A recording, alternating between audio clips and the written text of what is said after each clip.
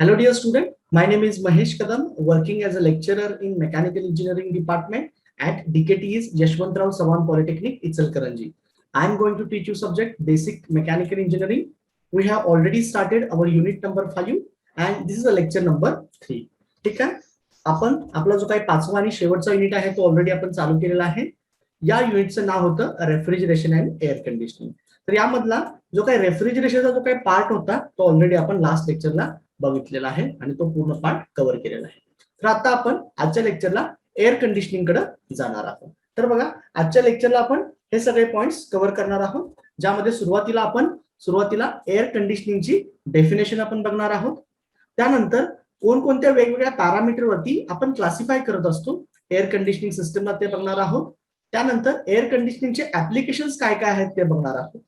मग एखाद्या air conditioning system आपण कशाला म्हणणार आणि त्याच्यामध्ये कोणकोणते कंपोनेंट्स असणार आहेत ते आपण बघणार आहोत. आणि यामधला एक सगळ्यात महत्वाचा जो काही एक टाईप आहे ज्याला आपण विंडो एअर कंडिशनर म्हणत असतो, त्या विंडो एअर कंडिशनरचं कन्स्ट्रक्शन आणि वर्किंग कशा पद्धतीने असणार आहे हे आपण आजच्या लेक्चरला बघणार आहोत. ठीक आहे, तर बघा, हे सगळे जे काही पॉइंट्स आहेत ते वन बाय वन आपण बघत जाऊया. त्यामध्ये सगळ्यात पहिल्यांदा आता आपण येऊया definition of the air conditioning. तर ज्या पद्धतीने आपण रेफ्रिजरेशनची डेफिनेशन समजावून घेतली होती एका ब्लॉकच्या मदतीनं, त्याचप्रमाणे सेम आपण इथे एक ब्लॉक घेऊया.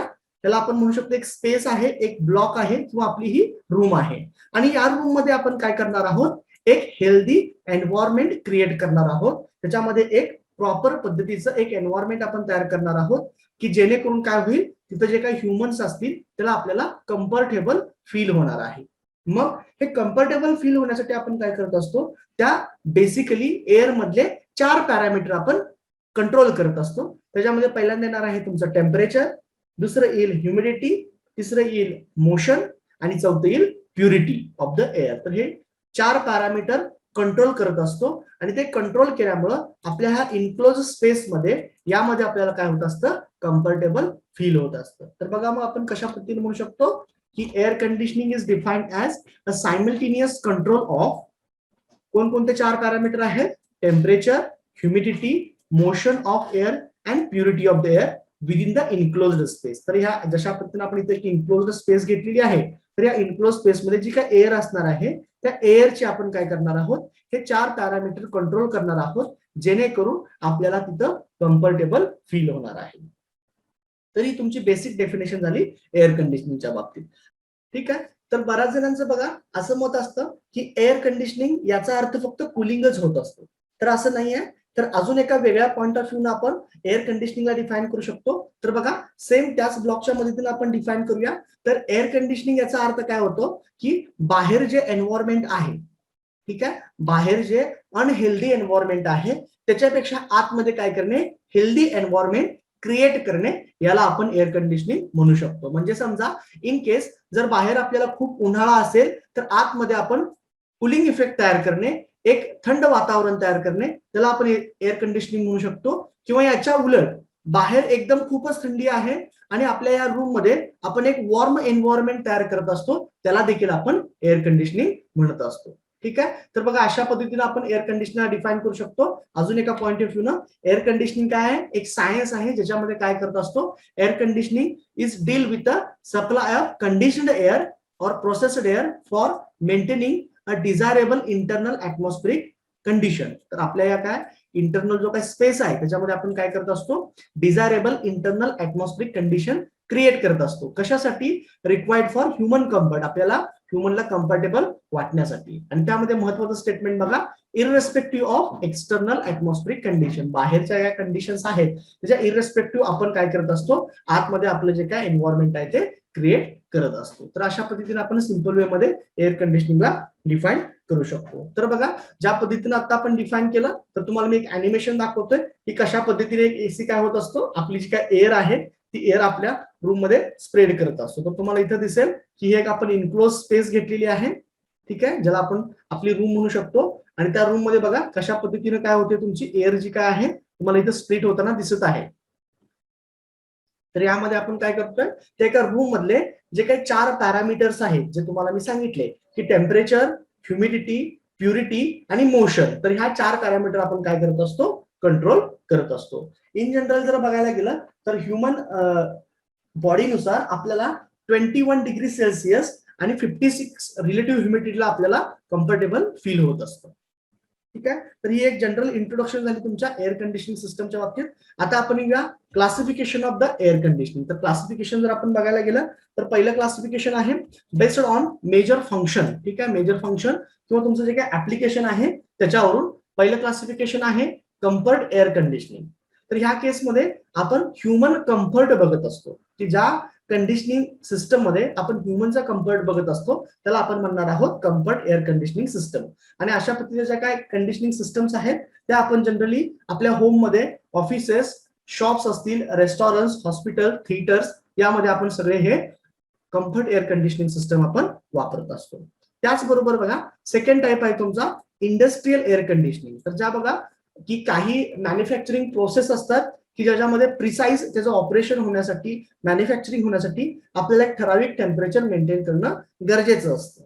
तर त्या ठिकाणी आपण काय करत असतो, अशा पद्धतीसाठी आपण इंडस्ट्रियल एअर कंडिशनिंग सिस्टम वापरत असतो. तर बघा जनरली आपण जर इंडस्ट्रियल एअर कंडिशनिंग सिस्टमचं जर बघायला गेला तर आपल्या इचलकरंजीमध्ये जे काही फेमस टेक्सटाईल मिल्स आहेत त्यामध्ये देखील आपण बघू शकता.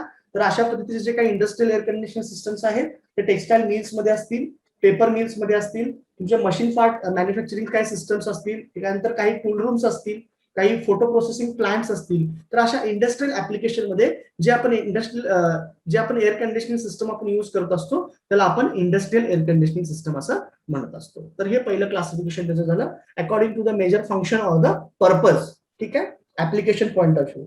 नंतर सेकंड बघा based on the season of the year. तर कशा पद्धतीनं, ज्या पद्धतीने तुम्हाला मी सांगितलं की बाहेरचं जे काही एन्व्हायरमेंट आहे त्याच्यापेक्षा एक्झॅक्टली उलट एन्व्हायरमेंट आपण आपल्या कम्फर्टेबल साठी क्रिएट करत असतो. तर त्यामध्ये 3 टाइप्स येणार आहेत बघा. विंटर एअर कंडिशनिंग सिस्टम, दुसरं आहे समर एअर कंडिशनिंग सिस्टम आणि तिसरं आहे air round air conditioning system. तर बघा विंटर एअर कंडिशनिंग सिस्टम आपण कधी वापरणार आहे, जी आपण विंटर मध्ये वापरत असणार आहोत.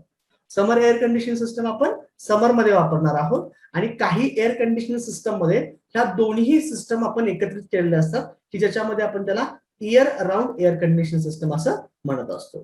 तर ज्याप्रमाणे आपली जी काही कंट्री आहे त्यामध्ये बेसिकली आपल्याला उन्हाळ्यामध्ये एसीची गरज जास्त पडत असते कारण बाहेर खूप ऊन असतं आणि आपल्याला आपल्या रूम मध्ये, आपल्या त्या कन्फाइन्ड स्पेस मध्ये आपल्याला कुलिंग इफेक्ट, एक गारवा तयार करण्याची गरज असते. पण काही कंट्री अशा आहेत की ज्याच्यामध्ये बाहेरचं एन्व्हायरमेंट खूप कोल्ड असतं, तर तुम्हाला आतलं जे काही एन्व्हायरमेंट आहे थोडंसं वॉर्म ठेवायला लागतं थोडं कम्फर्टेबल करण्यासाठी. तर अशा ठिकाणी आपण काय करत असतो, तर विंटरवाले एअर कंडिशनिंग सिस्टम आपण वापरत असतो. तर हे तुमचं सेकंड क्लासिफिकेशन झालं based on the season of the year. त्यानंतर बघा एअर कंडिशनिंग सिस्टमची अरेंजमेंट कशी आहे, त्यानंतर त्याचं नेक्स्ट क्लासिफिकेशन आहे. तर आपण म्हणू शकतो based on arrangement of equipment. तर आपण कशा पद्धतीनं इक्विपमेंटची अरेंजमेंट करतो त्यामुळे 2 मेजर टाइप्स आहेत.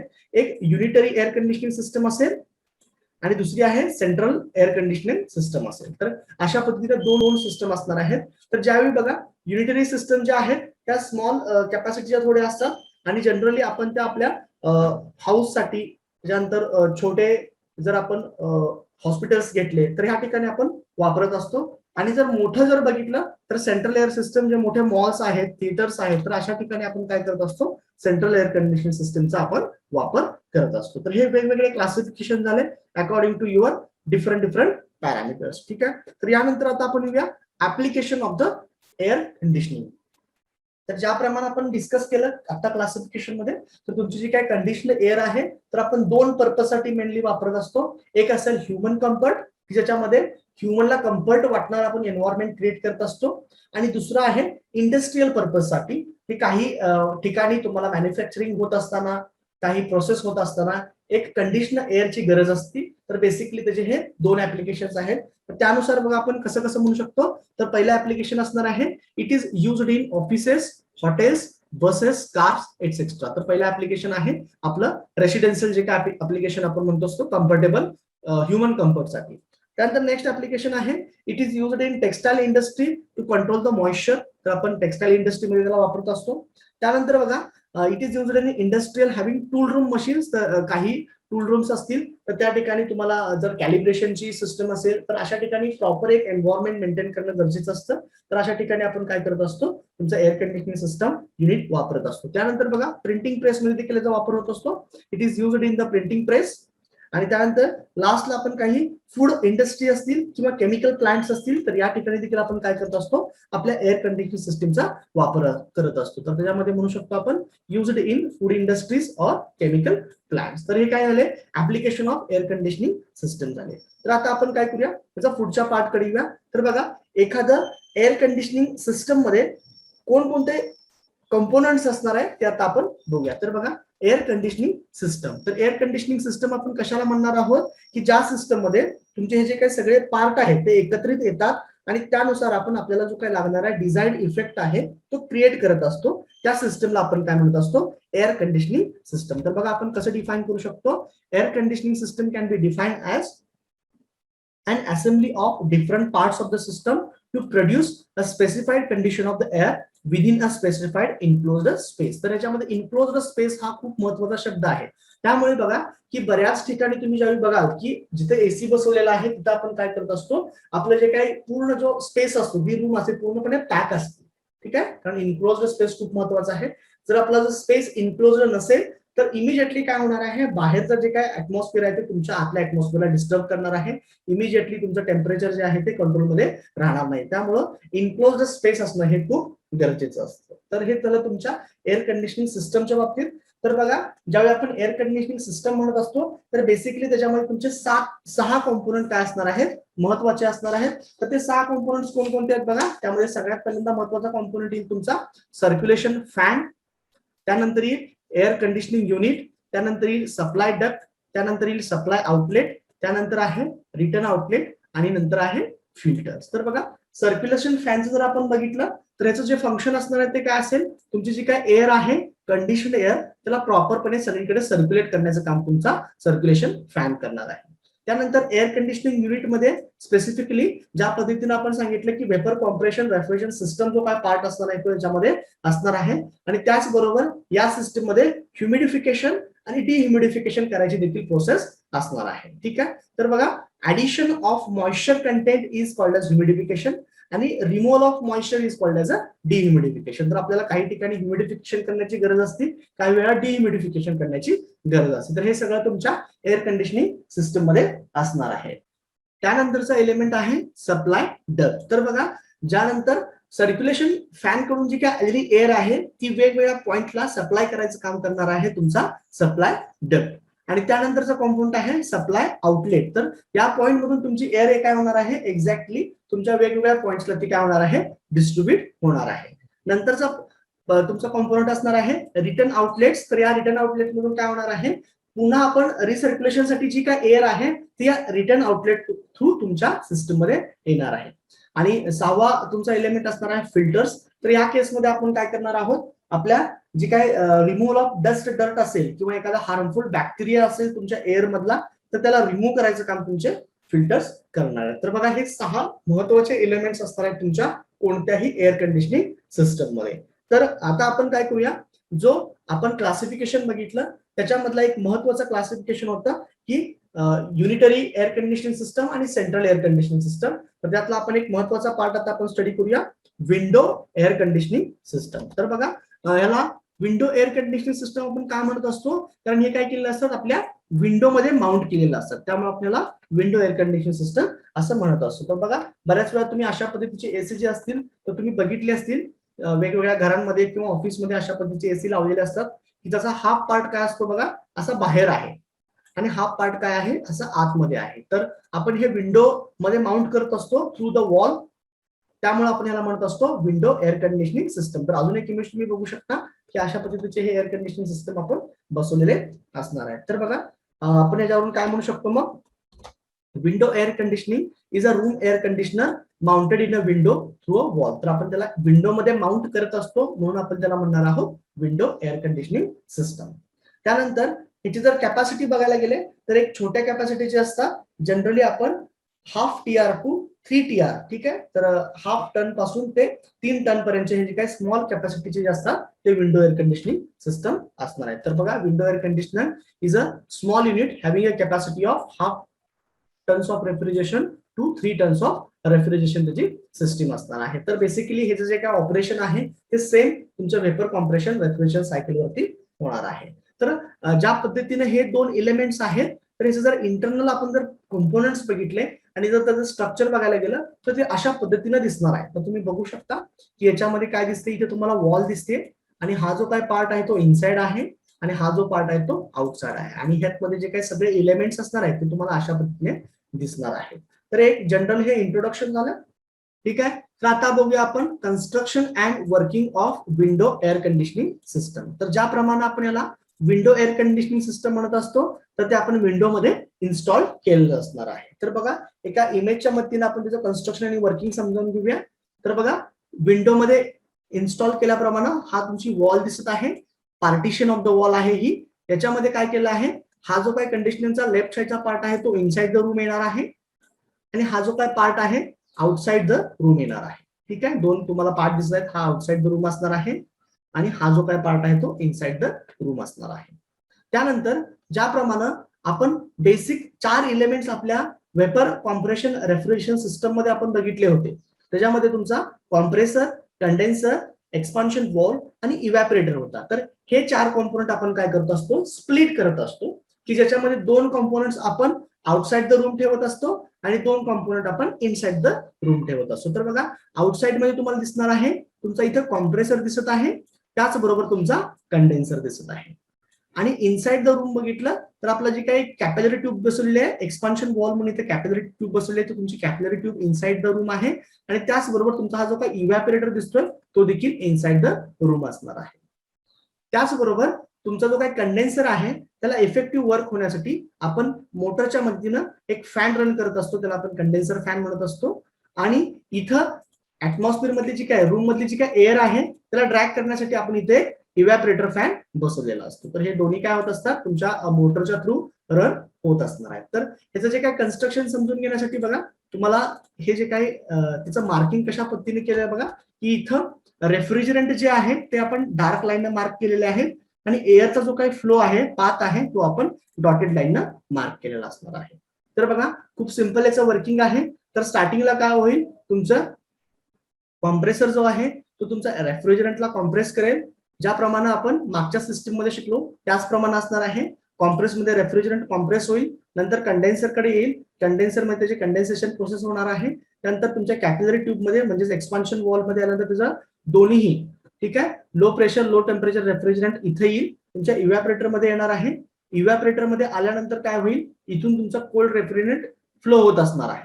तर याच्यामध्ये काय करत असतो बघा, आपल्या रूम मध्ये जी काय एअर असणार आहे ती आपण एअर काय करत असतो, ह्या इव्हॅपोरेटर फॅनच्या मदतीनं अशा पद्धतीने आपण ड्रॅग करून घेत असतो. तर बघा, ज्या पद्धतीने एअर आतमध्ये येत असते त्यावेळी काय होईल, ही इव्हॅपोरेटरच्या कॉइलवरून फ्लो होईल आणि इव्हॅपोरेटरच्या कॉइलवरून फ्लो होत असताना इव्हॅपोरेटरच्या आतमध्ये जो रेफ्रिजरंट आहे त्याचं टेम्परेचर खूप कमी आहे, तिथे काय होईल, ती एअर त्यामधली काय होईल, आपली हीट तिथं देणार आहे. म्हणजे एअर स्वतः गार होईल आणि रेफ्रिजरंट काय होणार आहे, हळूहळू लिक्विड मधला वेपर कन्वर्ट मध्ये व्हायला लागणार आहे. मग ही जी काही गार झालेली एअर आहे ती पुढे येईल आणि अशा पद्धतीने आपण काय करत असतो, इथून आपल्या रूमला ती एअर सप्लाय करत असतो.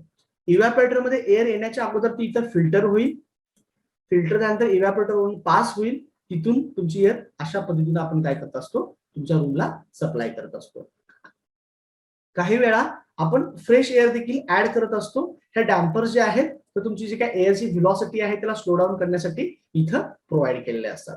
मग त्यानंतर बघा, इथं तुमचा जो काही रेफ्रिजरंट आहे तो वेपर कंडिशन मध्ये गेला तर पुन्हा तो कॉम्प्रेसर कडे जाईल, परत त्याचं कॉम्प्रेशन होईल, कंडेन्सेशन होईल, पुन्हा तो एक्सपान्शन वॉल मध्ये येईल.